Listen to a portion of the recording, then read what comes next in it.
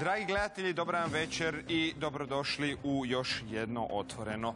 Jučer je u Grčkoj na parlamentarnim izborima slavila radikalna lijeva stranka Siriza, a već danas poslije podne novi premijer položuje prisegu. Što ta promjena znači za Grčku, ali što znači i za cijelu Europu, pa samim time i za Hrvatsku, pitam moje večerašnje goste uživo u studiju Otvorenog. Drago mi je što mogu pozdraviti profesoricu Nadeždu Čačinović. Dobar vam večer. Nezavisnu saborsku zastupnicu Martinu Dalić. Dobar večer. Dobar večer. U našem osječkom studiju čeka nas kolumnist Večernjeg lista Borislav Ristić. Dobar večer. Dobar večer. A u našem šibenskom studiju čeka nas Emir Imamović Pirke, direktor festivala Ljevice i alternative u Šibeniku. Dobar večer. Dobro večer. I za početak, Emire, prvo pitanje upravo vama. Vi ste imali prilike možda od svih nas najbliže upoznati i koncept i način funkcioniranja Sirize. U jednoj rečenici kako biste ih predstavili? Kao zaista modernu ljevicu, ljevicu 21. stoljeća, odgovornu i svjesnu trenutka, bez iluzija da se preko noći bilo kakvim nasilnim putem ili zastarjelim metodama mogu mijenjati koncepti i vlasti i društvenog uređenja. Gospođo Čačinović, smatrate li vi također da je riječ o modernoj ljevici bez iluzija? Pa, ja ne bih htjela projicirati svoje nade u sadašnje zbivanje, ali svakako je nešto novo. Da, ja mislim da je ova odluka da se ne ostanu nekakvom ovako mehuriću od sapuna i samo govori svojima, onima koji su onako već uvjereni da treba nešto promijeniti, nego da se ide na izbore, da se ulazi u koalicije, da se raspravlja o tome što je zapravo, što i drugi ljudi misle da je to oznaka jedne promjene. Gospođo Dalić, iluzija ili ne? Pa ja mislim da nesporno i u ovom slučaju će se naravno opaziti jedna razlika između onih dojmova i percepcija koje su se stvarile u kampanji i načina na koji će vlada obnašati vlast. Koliko brzo će do uočavanja te razlike doći po vama? Pa nesporno da nova vlada u Grčkoj će morati ispuniti dio svojih predizbornih obećanja. Naravno, ona će se odmah naći suočena sa državama članicama vezano uz program pomoći koji Grčkoj ističe krajem veljače i ja barem očekujem da će u tome smislu nova vlada ići u pravcu bržeg ispunjavanja jeftinijih obećanja i pregovora sa Unijom. To se neće moći riješiti bez pregovora sa ostalim članicama. Gospodine Ristiću, i vama isto tako pitanje, iluzije ili neka novija, modernija ljevica koja puno efikasnije zapravo nastoji riješiti probleme svojih birača? Pa ja mislim da ljevica nikada nije kao ljevičarski koncept nije moderan, to je antimodernistički koncept usmjeren protiv tržišne ekonomije, protiv demokracije i europskih dostignuća, ere industrijalizacije, pokušaj poništavanja kapitalizma i vraćanja društva u jedno predmoderno stanje, pokušaj refeudalizacije čitavog društva. Kakve su reakcije u Ateni? Saznaćemo ovog trenutka. Tamo bi nas trebao očekivati kolega Branimir Farkaš. Branimire, dobra večer.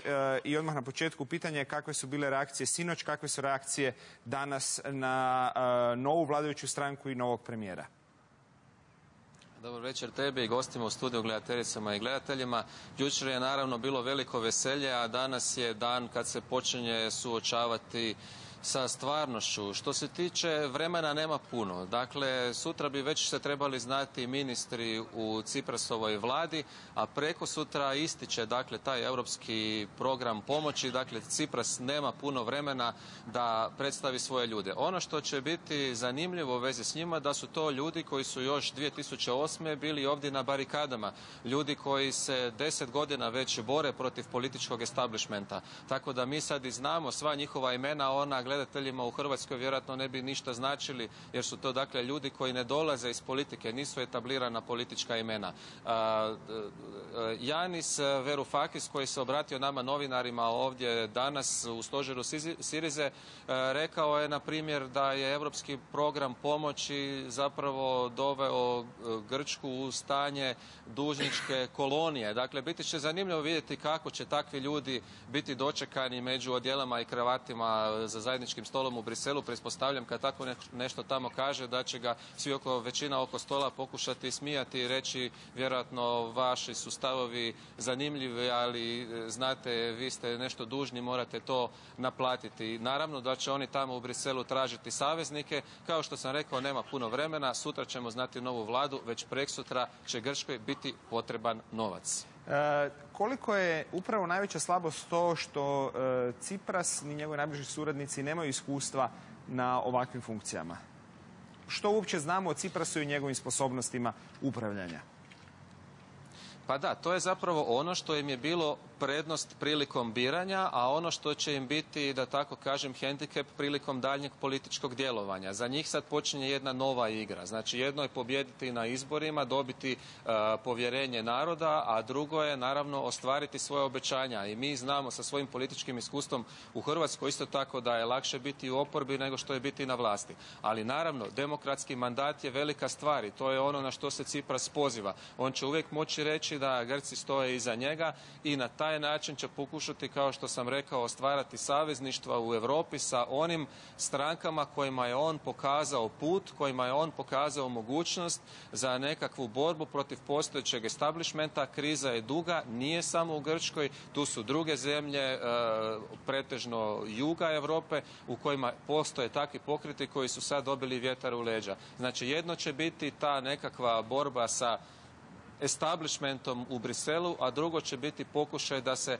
pokrene ono što je on nazvao jedna revolucija protiv štednje i revolucija protiv postojećeg establishmenta. Naravno, o tome isto možemo govoriti, sigurno je da se i on promijeni u odnosu na ono što je prije bio i da će se još promijeniti kako bude dalje politički djelovao. Da pojasnimo i gledateljima, prilično kompliciran je sustav izborni u Grčkoj. Siriza je dobila ekstra 50 zastupnika naprosto zato što je bila prva. Pa da, njihov zapravo izborni sustav je zaista složen, zamršen i to je nešto kao poput recimo kolektivnog pregovaranja, jer imate nekakve dodatne beneficije. Oni su dobili na primjer 50 dodatnih zastupničkih mjesta zato što su imali najveći postotak, bili prva stranka, a neke stranke su se spasile od ispadanja iz parlamenta koje su dugo vladale u Grčkoj zato na temelju nekog minulog rada. Recimo PASOK koji je vladao 20 godina u Grčkoj će ipak biti u parlamentu, iako je osvojio 4,7% glasova, praktički prestao postojati, ali zahvaljujući tome što ima jednu političku tradiciju, evo, u tom zamršenom sustavu će i oni ući u parlament. Kako kolege novinari komentiraju koaliciju koja je sklopljena između Sirize i relativno desno pozicioniranje, ne doduše najdesnije stranke na političkom spektru Grčke, ali relativno desne ekipe? Da, pa svi mi gledamo na to jednako. Prvo, riječ je zapravo o pro forma koaliciji. Znači, Tsiprasu su nedostajala 1 ili 2 mjesta za apsolutnu veličinu u parlamentu. Prema tome, jasno je da će glavni naglasak politici davati njegova Siriza. Što se tiče onih koje je on je odabrao one sa kojima će imati na neki način najmanje problema. Jer je Kamenos pripadnik bivšeg establishmenta i nije mu izravni protivnik, izravni konkurent, kao što mu je to na primjer vođa potpuno nove Topotami Rijeka stranke, bivši televizijski novinar, koji mu i sa te strane može biti izravna konkurencija, ali je kao i on prije nekoliko godina iz ničega ostvario jedan dobar rezultat. Što se tiče samog pozicioniranja stranaka, to je jedna neobična koalicija. Dakle, njih sada ujedinjuje protivljenje mjerama štednje, ali su na suprotnim stajalištima. Primjerice, neovisni Grci su antiimigrantska stranka, ne doduše radikalna, ali jesu antiimigrantska, dok je Siriza, kako to kažemo, jedna stranka duginih boja i kritičari su je često optuživali da će preplaviti Grčku useljenicima, s obzirom da je jasno useljenici jesu dio njezine izborne baze, a znamo da Grci koji ostaju bez posla, kao i u svim drugim takvim situacijama, okreću se protiv imigracije. Branimire, hvala za večeras na ovim najnovijim informacijama. Lijep pozdrav tebi i naravno najnovije informacije ponovo iz Grčke očekujemo od tebe. Lijep pozdrav, mi se vraćamo u Zagreb. Gospođo Dalić, rokovi koje je kolega Farkaš malo prije spomenuo su vrlo kratki. Rokovi u kojima će se morati suočiti sa briselskom realnošću i dugom. Pa da, rokovi su vrlo kratki zato što u stvari Grčkoj sada ističe program pomoći koji je dogovoren sredinom 2011. u srpnju 2011. i u okviru kojega je u stvari proveden jedan proces uređenog bankrota. I njegovo isticanje u stvari na praktičnoj financijskoj razini otvara dva pitanja. Naime, hoće li Grčka moći bez programa samostalno vraćati dugove koji dospijevaju u ovoj godini i po svemu što znamo ona to ne može.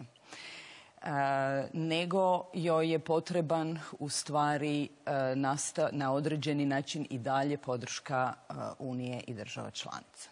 Već znači za mjesec dana treba novu injekciju Europske unije. Pa u ožujku dospijeva jedan iznos duga kojega Grčka bi trebala vratiti uredno i na vrijeme. U iznosu od nekih 4 milijarde eura. To sam vas čekao još brojku da čujemo. Kolega Imamoviću, koji su argumenti Ciprasa u tim pregovorima sa Europskom unijom, pogotovo kad smo čuli ove rokove i sredstva koja mora podmiriti Grčka? Pa zapravo njegovo najjače oruđe će biti i najčvršći argument, da tako kažem, upravo Yanis Varoufakis, kojeg je spomenuo kolega javljajući se iz Atene. Riječ je o čovjeku koji već godinama savjetuje Aleksisa Ciprasa o ekonomskim pitanjima, čovjeku koji je etablirani poznati ekonomista i koji ne živi u iluziji, naravno, da Grčka sutra može odbiti da vrati sve svoje dugove i da je to dovoljno da se promijeni vlast pa da se društvo preporodi. Ključni argument je, međutim, da mjere štednje nisu uspjele. Da 300.000 domaćinstava u Grčkoj, recimo, nema struju jer je ne može plaćati, da su deložacije masovne, da ljudi žive ispod granice siromaštva, najmanje 3 miliona ljudi, da njihovo gospodarstvo i dalje praktički ne postoji, da su jednako praktično dužni kao što su bili na početku ovog cijelog procesa, i da su izgubili kontrolu nad društvom koje je u maničnoj depresiji. Međutim, nisu li u situaciji da će im se zapravo u slučaju da im se dokine ova pomoć Europske unije sve to skupa još i više samo pogoršati? Ne vjerujem da će im se dokinuti pomoć Europske unije. Europskoj uniji vjerujem da ne treba neprijateljstvo Grčke, koja je onako poprilično anti-njemački raspoložena. Tamo su još uvijek, dakle, jake i druge stranke, stranke desnice, krajnje desnice, poput Zlatne Zore, koja je ponovo ušla u parlament. I vještim, mudrim političkim pregovorima prilično sam siguran da će se tražiti nekakvo najbezbolnije rješenje u kojem Cipras neće iznevjeriti svoja obećanja, a Evropska unija će ipak dobiti dio svojih potraživanja i da će se sada suradnje između Brisela i Atene održavati na nekim drugačijim novim osnovama. Gospođo Čačinović, vas ću najprije zamoliti da komentirate ovu situaciju u kojoj neka stranka može puno bolje proći u parlamentu naprosto zato što ima nagradu za minuli rad. Je li to zapravo jedan od elemenata koji sprečava pravu tranziciju, demokratsko i kažnjavanje na izborima onih koji nisu zadovoljili? Ja ne znam točno kakva je geneza ovih posebnosti grčkih, ali u svakom sistemu ima neko vrsto nagrađivanje. Dontovo nagrađivanje ili bilo koje drugo, mislim, i prag takav. Ili propadaju glasovi, da ne govorimo o tome koliko ljudi zapravo ostane nepredstavljeno u velikom britanskom sistemu izbora. Mislim, gdje kad pobeđujete prvi past the post, onda mnogo njih ostane nereprezentirano. Mislim, svi izborni sistemi jako funkcioniraju, ima neke takve slabosti. Ako se znaju pravila igre, onda se znaju pravila igre. No je li, bez obzira na to što će ipak ući u parlament, PASOK, koji je dominirao ljevicom desetljećima u Grčkoj, ipak biti najveći gubitnik ovih izbora? Pa, ali to je se moglo očekivati, jer je ono što je posebnost ljevice, upravo nove ove ljevice, je to da je pored ostaloga i otkazala starim elitama, bez obzira da li su bile pasokovske ili ove sada vezane uz novu demokraciju, odnosno oni su napravili nešto što je zapravo bilo u službi njihovog osnovnog plana. Oni su htjeli pokazati da su se vratili u političku dimenziju tako da odlučuju u ime mandata koji će dobiti od svojih birača, a ne biti izvršitelji politike koja je navodno neizbježna, nema alternativu i koju su im odredili od trojke. Mislim, to je platforma. I mislim da je zaista Cipras uspio u ovom dugom procesu ujedinjavanja tih raznovrsnih elemenata u Sirizi postići neke vrste poklapanja između onoga što je življeno iskustvo od njegovih birača i programa.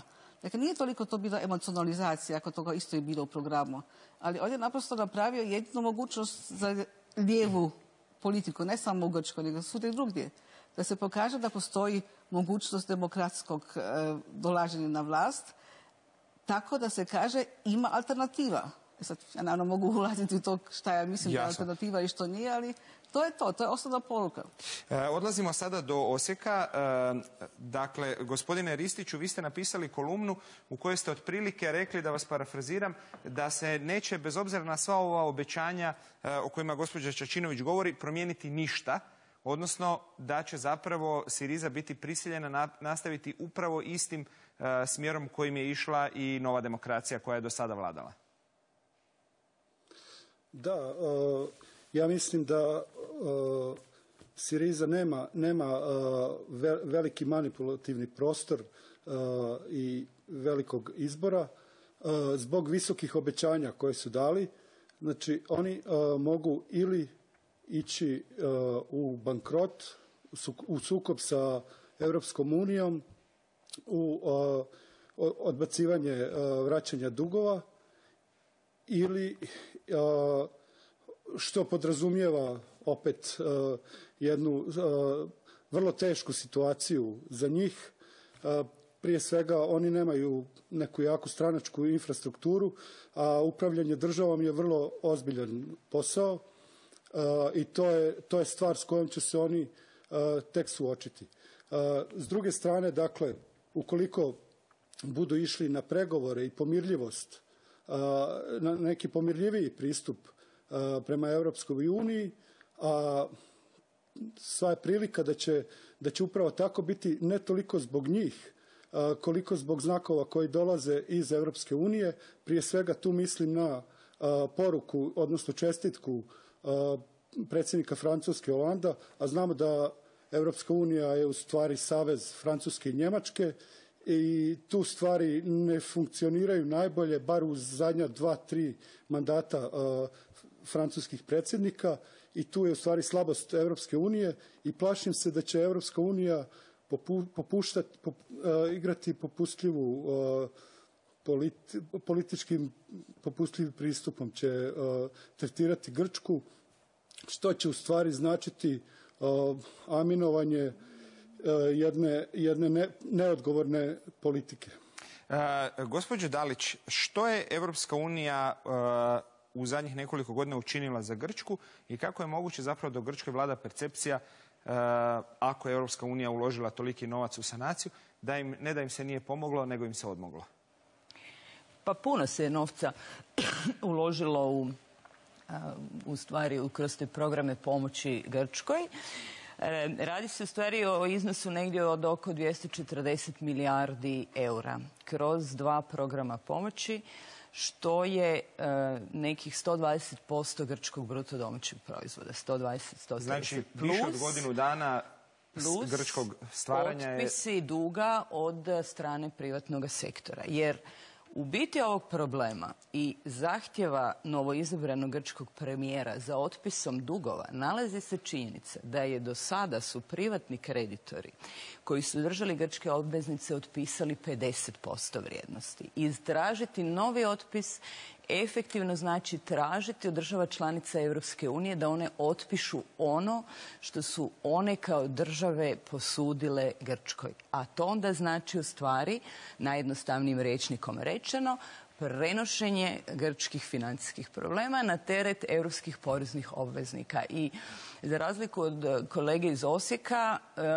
ja sam tu ipak malo skeptična, jer Europska unija je danas bila dosta jasna, otpisa dugova nema. Dakle, kod njih pregovori će se sigurno odviti, kod njih vjerojatno postoji neki prostor za dogovor, ali on je vjerojatno više na pitanjima rokova nego otpisa. Drugim riječima, smatrate da će biti stav Europske unije da je novac koji je do sada oprošten, a većina ovoga što se smatra pomoći je zapravo pitanje opraštanja dugova? 100 milijardi je oprošteno od strane privatnih vjerovnika i 240 milijardi eura posuđeno Grčkoj od strane MMF-a i država članica. Gospođo Čečinović, bojite li se vi situacije u kojoj će se podilaziti i pomagati, odnosno opraštati Grčkoj samo zbog straha od jačanja, recimo, radikalne desnice? Ne bih rekla da se bojim toga. Naime, mi svi znamo da je, bez obzira na ogromne novce, kao što ste pravilno rekli, idu iz nečijih džepova u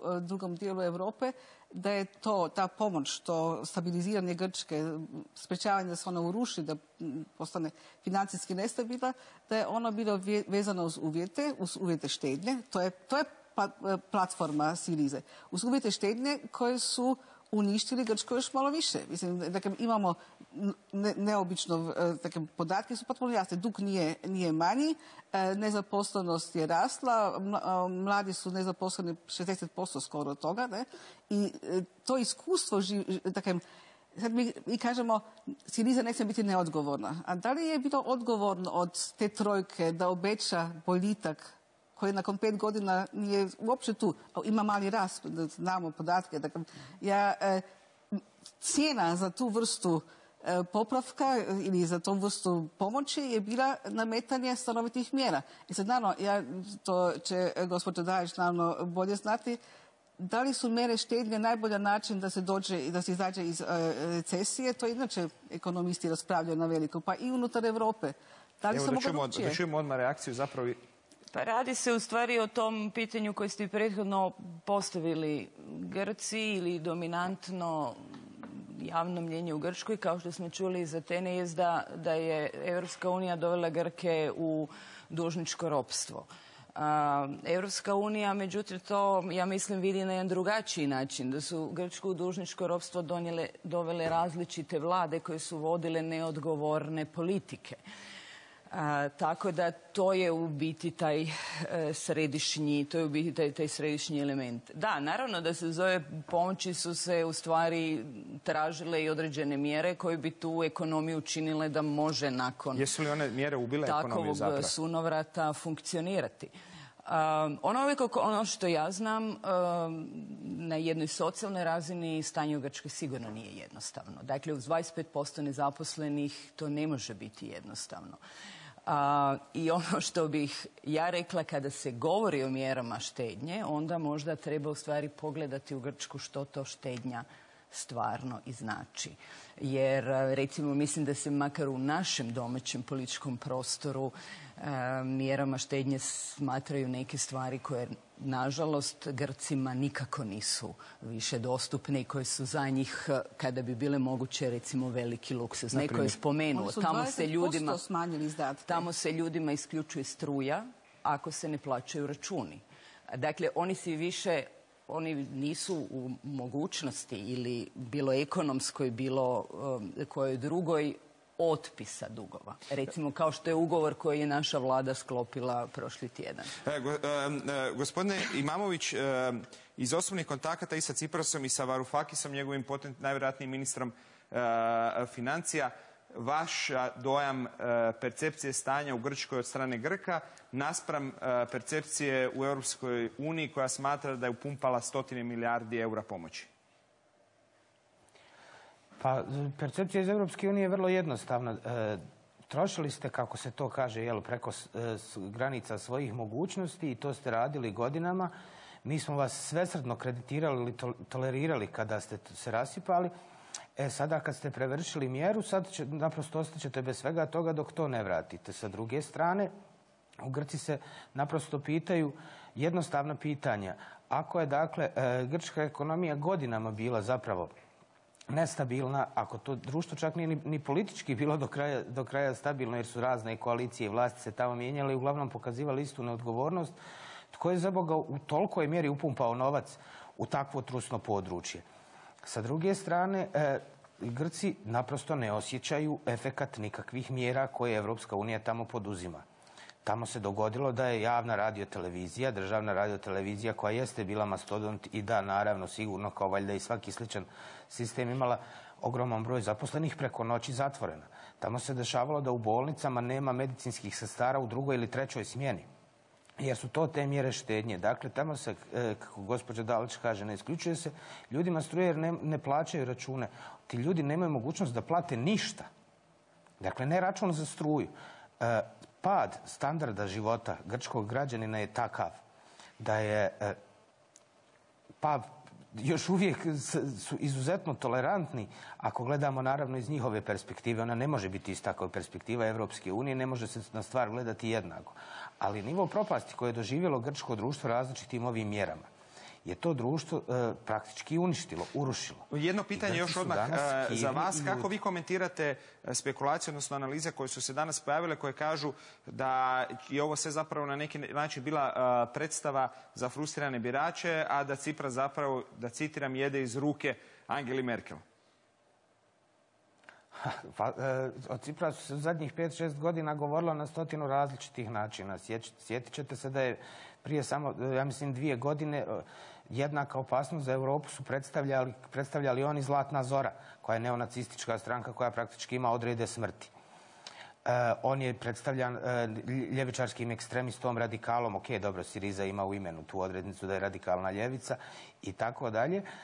A on danas kada govori realnim jezikom, dakle kada ne zagovara nekakve utopijske ideje ili ne inzistira o tome da od Grčke napravi Enver Hodžinu Albaniju, ogradi je bodljikavom žicom, ozida bunkere i ne komunicira sa vanjskim svijetom, i onda ga se predstavlja kao čovjeka koji kao jede iz ruke Angeli Merkel.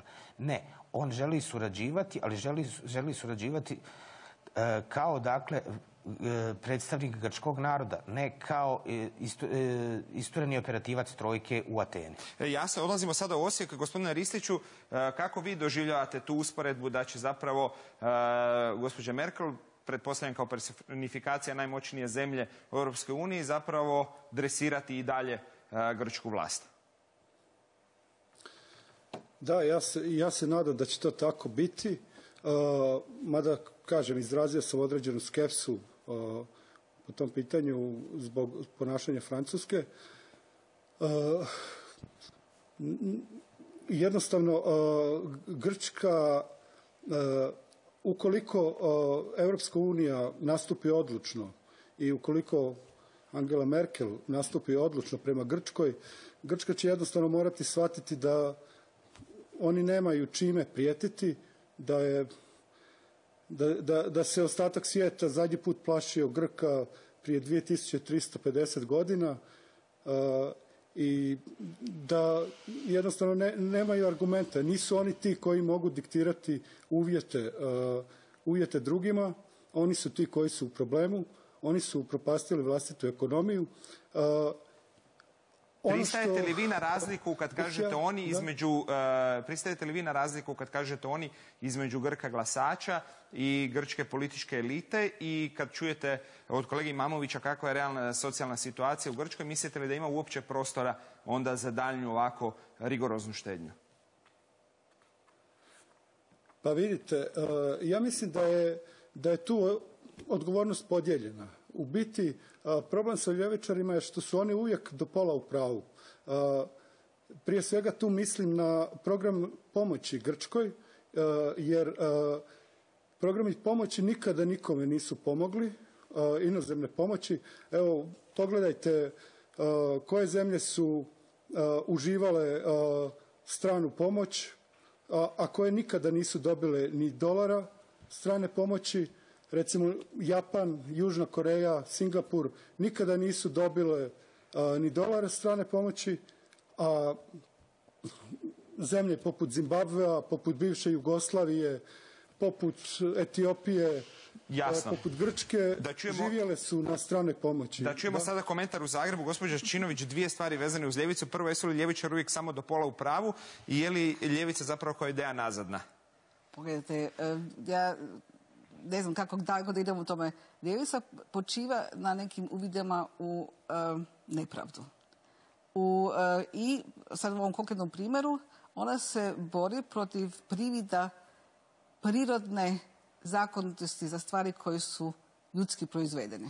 To jest, kolega misli da je sa ekonomijom tako da ima samo jedno moguće rješenje, da ono što treba je očito se povinovati zakonima tržišta, pa će onda sve biti u redu. Ono što mi kao ljevica, ako mogu sad uzeti ovo veliko ime za sebe, znamo da to baš i nije tako. Odnosno da se te stvari, barem sad smo to nedavno doživjeli, znaju okrenuti na loše. Odnosno da u logici tržišta pod ostaloga ima i nešto što se zove kriza. Ili ako sad pređemo na program Sirize, možda oni i ne misle da je ono što čime smjeraju savršeno funkcioniranje financijskog tržišta koje će onda privući ulagače, pa će onda polako nekim neobičnim procesom navodno to koristiti svima. Ja mislim da Sirizin program i nije u nekom smislu vrlo radikalan. Nije on, čak ni onaj iz 12. godine. Oni nemaju nikakvog zazora bez samim funkcioniranjem tržišta. Ali misle da i predlažu ovo što je zapravo bio nekada socijaldemokratski program, samo što se toga nisu držali. Socijaldemokrati. Pa da, to je bio zapravo program zdravstvenog, socijalnog osiguranja, nacionalizacije nekih za sve nas potrebnih stvari.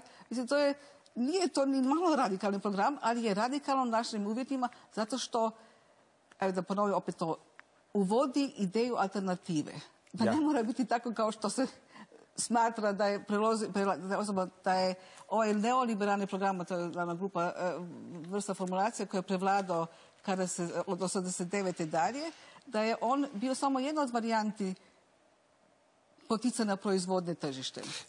Kad smo već kod tog programa, državne investicije, povećanje potrošnje kroz rast mirovina i plaća, zvuči poznato, nuđeno je i u Hrvatskoj. Je li to po vama sada u Grčkoj moguće? I je li to zapravo nešto što će možda Brisel prihvatiti, naprosto svjestan toga da ovakvi modeli koji su do sada primjenjivani samo ostvaruju stagnaciju ili sve gore i gore stanje? Pa ja bih rekla da u cijeloj toj priči dugovi imaju neugodnu osobinu da se moraju vratiti i troškovi se moraju platiti.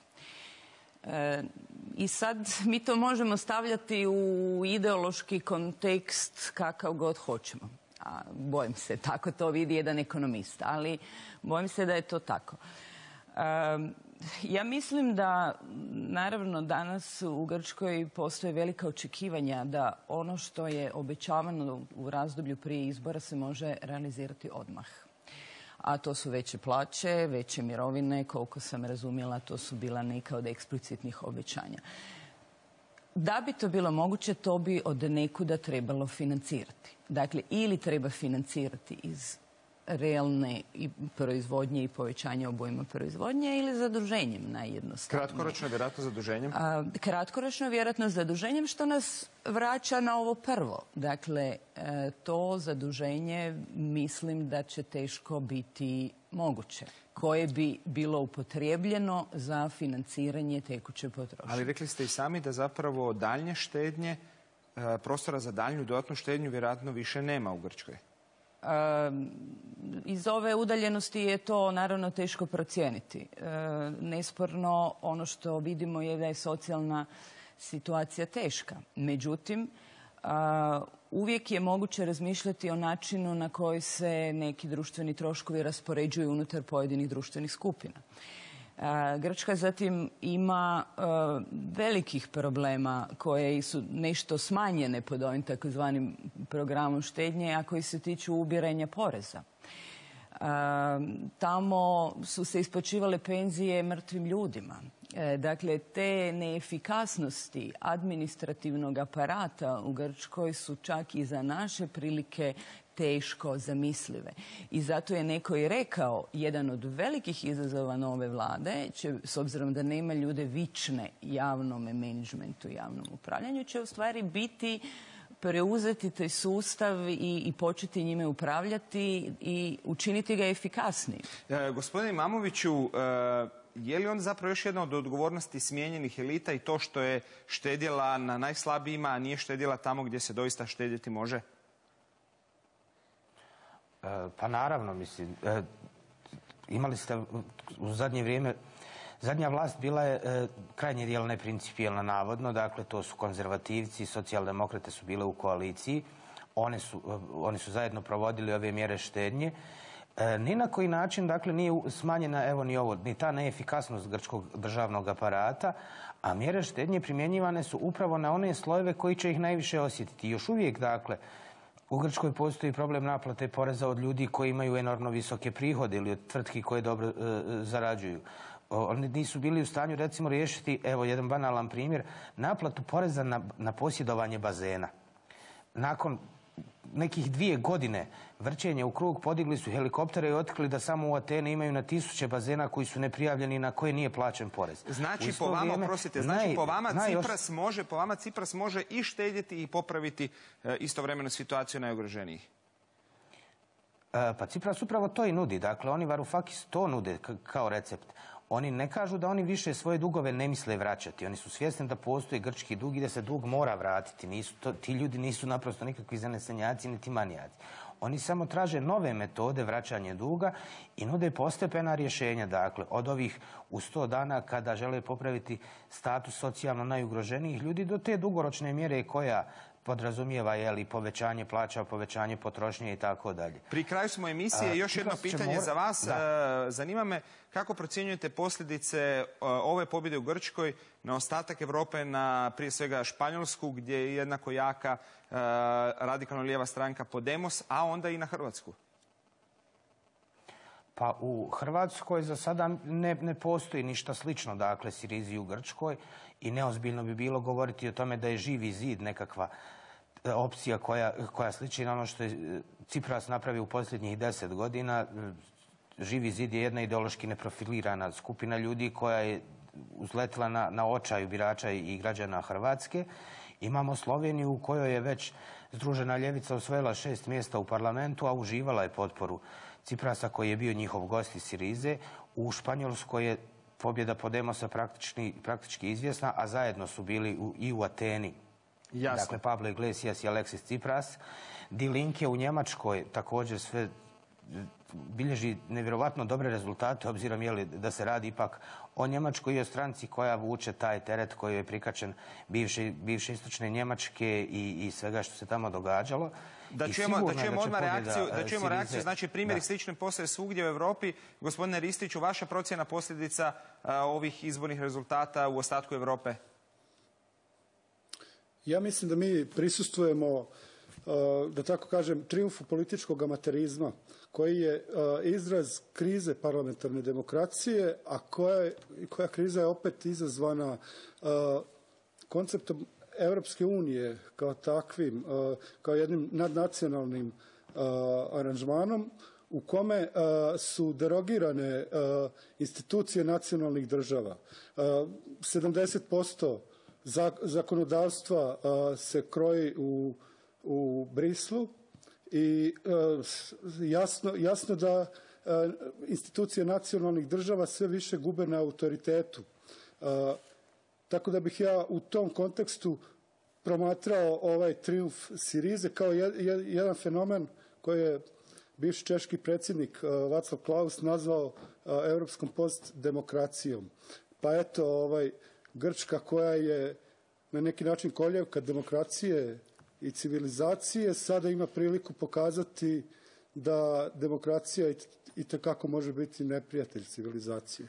Gospodo, vama hvala na sudjelovanju u emisiji. Zadnje pitanje vama, gospođo Čečinović. Ja sam htjela samo na to reagirati. To da me proturječilo što je kolega rekao. Jer ako isto radi u korist Ciprasovog programa je ta nacionalna komponenta koja čak i ne mora način simpatizirati, ali one svakako na pitanjima suverenosti onih koji glasaju. Mislim, to je zaista bila okosnica toga programa. Nećemo da drugi upravljaju s nama. Mislim, to je isto dio tog alternativnog rješenja. Je li to i ujedno i trijumf amaterizma političkog? Ja mislim da je on pokazao dosta veliku spretnost. Detalji. On je kao ateist, nije se zakleo na Bibliju, ali je pola sata prije toga išao posjetiti patrijarha. Mislim, on nema i ruku. Ove sitni detalji, on zna šta radi. Jedno me malo brine, pored ostaloga, znate ko ne pače, rekli su mi da je Ustavom u Grčkoj zajamčeno da brodovlasnici i rideri ne plaćaju poreze. gospođa supruga od gospodina Kamenosa je vlasnica flote. Drugim riječima, prvi sukob možemo očekivati oko poreza na brodove. Da, nadam se, mislim, da čitav ovaj poduhvat. Ja razumijem da je za Grčku da konstrukcija Grčke bila takva da oni koji su plovili morima da su to nositelji njihovog boljitka, ali ipak je malo pretjerano. A nestabilnost s obzirom da se Siriza sastoji od 13 frakcija, od maoista i trockista... Ja mislim da su to svladali. Uspjeh jako pomaže kod jedinstva. Gospođo Dalić, vama onda zadnje pitanje, vaša procjena utjecaja, hoće li ga kakvog biti na ostatak Europe? Pa, opisani su ovi trendovi koji se javljaju u različitim zemljama. Ja mislim da će se ovo u stvari u Grčkoj rasplitati na način da će se naravno voditi pregovori, da će EU u nekoj mjeri možda stvoriti neki dodatan prostor, a Grci će obećati da će provesti reforme. Val novih vlada i novih koalicija koje će otkazivati ugovore i pokazivati neposlušnost na krilima Grčke ne očekujete? Pa znate, želim reći da to nije samo administrativno pitanje odnosa među nekim institucijama i odnosa među nekim pregovaračima. Radi se tu i o ovome o čemu ljevičari ili socijaldemokracija, neka se, molim, niko ne uvredi, ne vole baš govoriti, a to je tržište. Dakle, vi možete otkazivati, ili ne vjeruju u potpuno možete otkazivati ugovore, ali time kršite povjerenje temeljem kojeg vam netko dopušta da sudjelujete na tom tržištu, da posuđujete, da vraćate, da trgujete. U tome je problem. Dakle, administrativno se i mogu stvari otkazivati ili propisivati, ali onda bojim se da to vodi u izolaciju, što mislim da ne bi bilo dobro za bodljitak niti jedne evropske države. Gospodin Tsipras mora balansirati između puno toga, od onih koji ga podržavaju do toga što se od njega očekuje u međunarodnim odnosima. Hvala vam svima na sudjelovanju u emisiji. Dragi gledatelji, vama hvala na pozornosti. U 23 sata ne propustite najvažnije vijesti dana na 4. programu HRT-a. Mi smo sutra ponovno zajedno. Do tada lijep pozdrav.